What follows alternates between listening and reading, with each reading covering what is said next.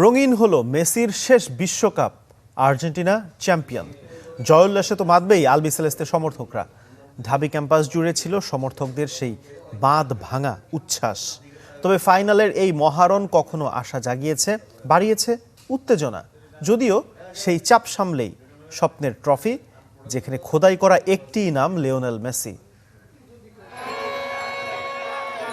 খেলা শুরুর বাঁশিটা তখনও বাজেনি, অথচ ঢাবির মহসিন হল মাঠ তখন যেন আইকনিক লুসাইল স্টেডিয়াম। ৩৬ বছরের অপূর্ণতাকে পূর্ণ করতে গ্যালারি কানায় কানায় পূর্ণ। টিএসসি তখন যেন এক টুকরো রঙিন গল্প। প্রত্যাশার রং মেখে সাদা নীল ঢেউ তরঙ্গে বেজেছে প্রত্যাশার ভুবুজেলা।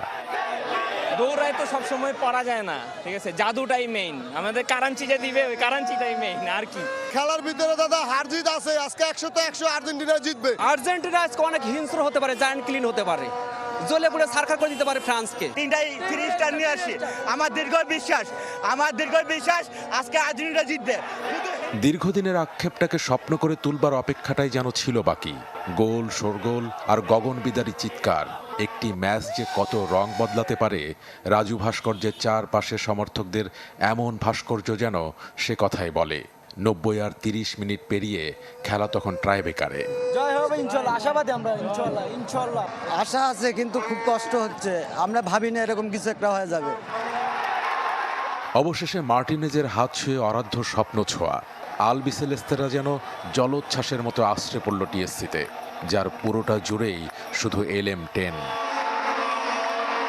প্রথম গোলটা শেষ গোল আমাদের, গোল্ডেন গ্লাস, গোল্ডেন বল সব আর্জেন্টিনাতে হলে ভাই। আজকের বিশ্বকাপ আর্জেন্টিনার জন্য, মেসির জন্য, ম্যারাডোনার জন্য, সকল বাংলাদেশের জন্য।